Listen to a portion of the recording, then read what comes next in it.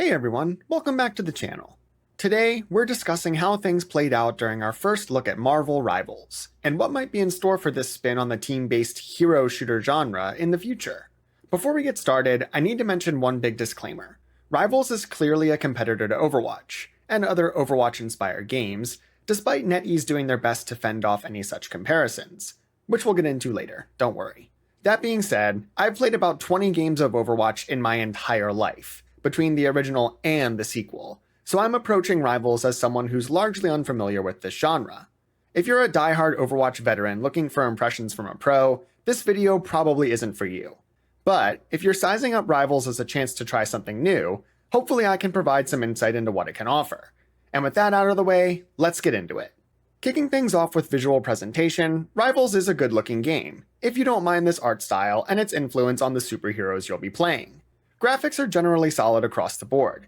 Texture fidelity, environmental design, and model detail combine to deliver a look that's both distinct and pleasing. Never a bad combination.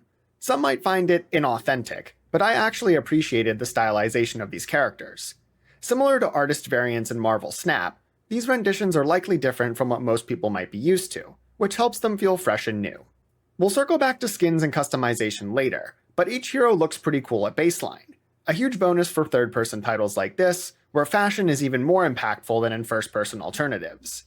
Continuing this trend, abilities, movement, and gear are distinct and identifiable for the most part, while also delivering a toolkit that's thematic for each hero.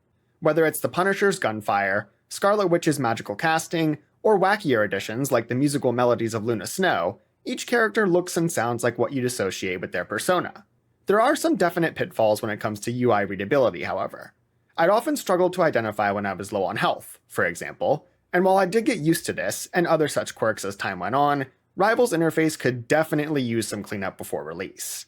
Audio design is also mostly solid, albeit a step down from the visual department. You can usually tell what's going on by listening for these cues, with some real standouts sprinkled in, especially when deploying ultimates. If Scarlet Witch calls out her ult, you know it's time to get the hell out of there. It's a decent start, but could also use more fine-tuning, with hit markers in particular needing a little more oomph. You can hear when your damage connects, but the noise needs more feeling behind it, both to help pick it out amidst the frenzy of combat, but also to provide that dopamine rush from the sweet sound of your projectiles bringing down an enemy. Rivals' voice acting falls even flatter, unfortunately. These aren't the best renditions of characters you might know and love, but they're mostly serviceable, with some funny quips between characters breaking through at times. Although, this banter can get a bit annoying after hearing it over and over again. Admittedly, it's better to be lacking in this area as opposed to gameplay-related audio, so I can't knock it too much on that front, but some general improvements are definitely needed.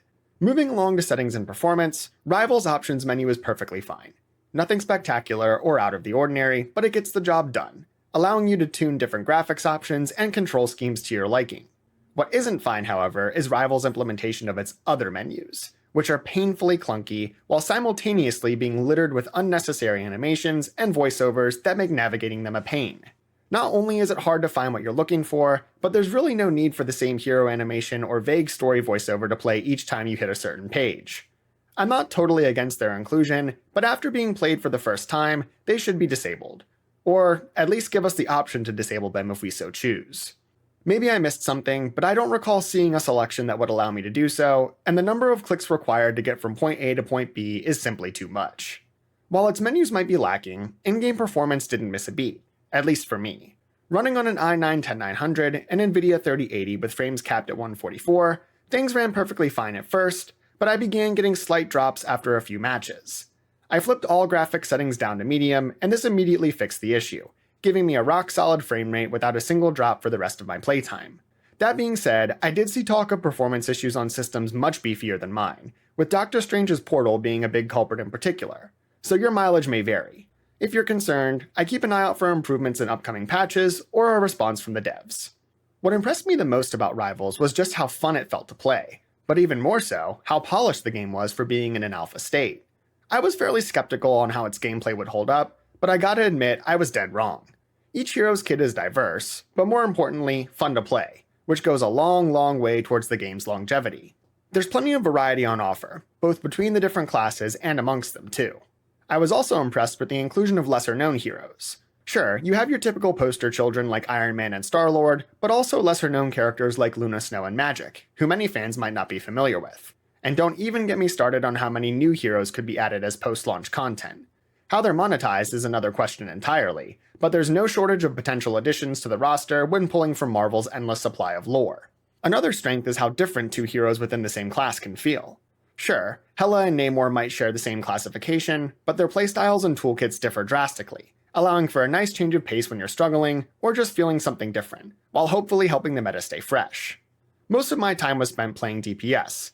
Pointing at and clicking on enemies is a lot easier than tanking damage or keeping your team alive, but playing tanks and healers was also quite enjoyable, and I saw plenty of pop-off moments from characters like Rocket Raccoon and Groot when piloted by a competent player.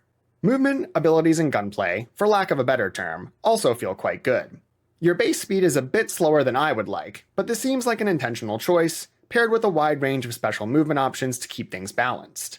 There's also an impressive range of playstyles available. Star-Lord zooms into combat while unleashing bursts of gunfire, then dodges away to prepare for another attack. In contrast, Iron Man and Hela hover above the battlefield, unleashing slower, heavy-hitting projectiles, but can also use specialized movement to get into position and out of danger. These kits aren't just limited to ranged options either. Melee combat is more than viable, for tanks and DPS alike.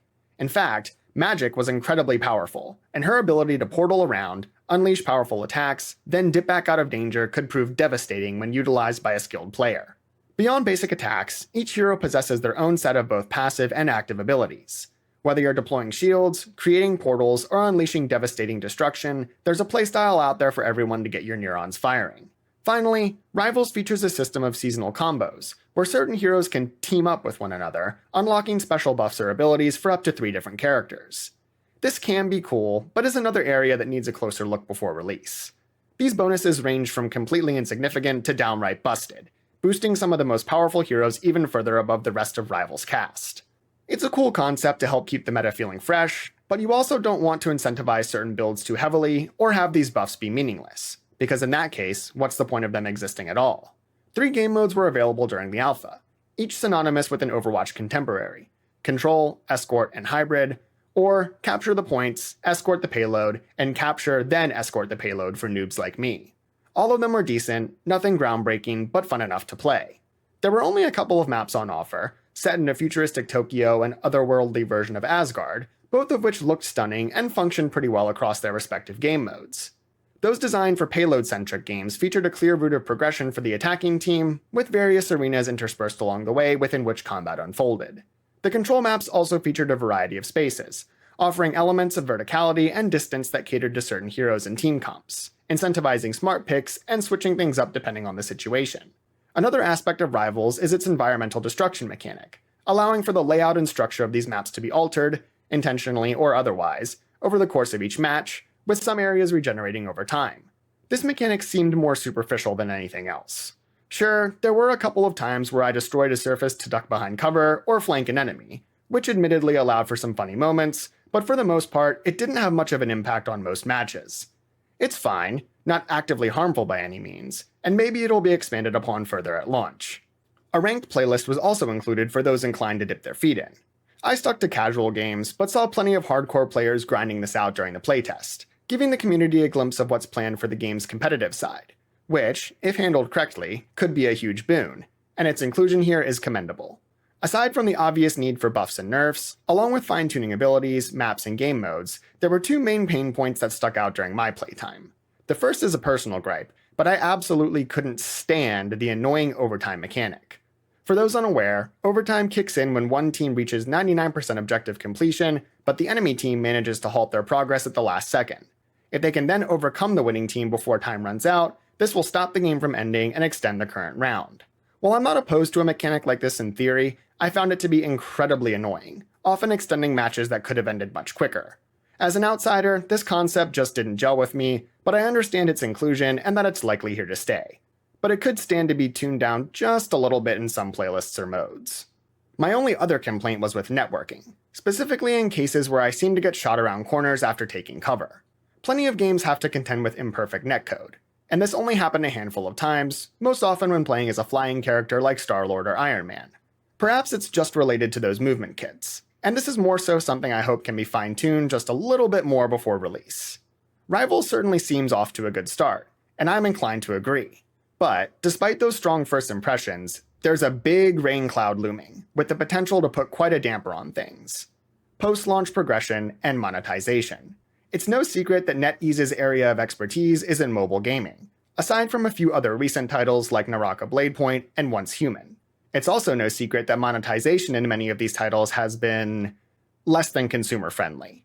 Take one look at the small offering of skins available during the alpha, and you'll very quickly realize they are going to sell so many cosmetics after release. A small 30-level battle pass was available to grind, which I made a point to max out because it contained two incredibly cool skins. One for Mantis and one for Scarlet Witch, both some of the coolest cosmetics I've seen from any live service in quite some time. I haven't completed a pass like that since the early days of Apex Legends. Plus, the Rivals reward track was only 30 levels, and fairly generous with progression via daily and weekly challenges. I managed to complete it in just under 6 hours of playtime, which by today's standards seems like a Christmas miracle. What's important to remember, though, is a timeless methodology that many companies love to use: the old bait and switch. What's to say Rivals' first real battle pass, which will probably be closer to 100 levels, won't take 100 hours to grind out, with XP gains and challenges adjusted to ensure the right amount of playtime NetEase is looking for. There's a near limitless supply of skins, characters, and cosmetics that can be added to the game and sold for a pretty penny. And you'd be a fool to think Rivals' design won't heavily revolve around that very concept. Just look at the different variants available to purchase in Marvel Snap. Snap and Rivals share the same IP, and have the same ocean of content to pull from when it comes to selling items to their players. Sure, cool cards are the obvious choice in Snap, but that hasn't stopped Second Dinner from selling emotes, avatars, and even newer additions like card borders for real-world money. Whether it's character skins, finishers, or profile customization, there will be monetization in Rivals. The only questions are, how egregious will its pricing be, and how anti-player will the progression system supporting it be in turn? Just because things seem fine now doesn't mean they're going to be that way once the game hits 1.0, and these systems could completely change in the lead up to launch. How will new characters be unlocked? How will the game's currency, units, be priced? Are we doomed to suffer mobile-level prices that will spoil things for many players, myself included, or will NetEase ease up a bit for the sake of Rivals' public image and longevity? No doubt many will have heard by now, but early on in the alpha, it was revealed that NetEase's contract for sponsored creators included a clause that barred them from speaking ill about the game in pretty much any capacity. While it's not uncommon for sponsors to include language along the lines of, "Don't badmouth the game while we're paying you to advertise it," the terms in this agreement were exceptionally rigid, and after a deserved backlash, the contract was amended and this language was relaxed. It was an unfortunate situation, but what really sucked was that trying to strong-arm creators into silence really wasn't even necessary. Sure, there are criticisms to be had, even more so from veterans with experience in the genre, but clamping down on people's opinions and including weird contingencies like not comparing Rivals to Overwatch, which gives off strong BioWare vibes when they told employees not to compare Anthem to Destiny, was just unnecessary, and despite walking it back later, was a big misstep that soured the game's outlook for many. Is there more of that behavior in store, or did NetEase learn their lesson? The final outcome remains to be seen, but the situation serves as a microcosm of Marvel Rivals' future. A solid foundation that could easily be washed away by anti-consumer practices and poor decisions. I, for one, am rooting for Marvel Rivals' success. The time I spent with the game left quite a good impression, and despite an obvious need for improvements, NetEase managed to deliver a solid product even in this early stage. I had quite a bit of fun as a non-endemic Overwatch player, and can definitely see myself putting more time into the game both before and after a full release. The potential for crazy cosmetics is already on full display, and the combination of gameplay and style makes Rivals worth a look. Where things go from here is anyone's guess, and ultimately we'll need to wait and see, but I truly hope NetEase learns from their first big mistake and breaks through those rain clouds to deliver a solid new competitor in the team-based shooter space. Thanks for watching. If you enjoyed this video, make sure to like and subscribe for more gaming content, and let me know your thoughts on Marvel Rivals and the closed alpha in the comments below. You're a real one and I appreciate you. Catch you later, homies.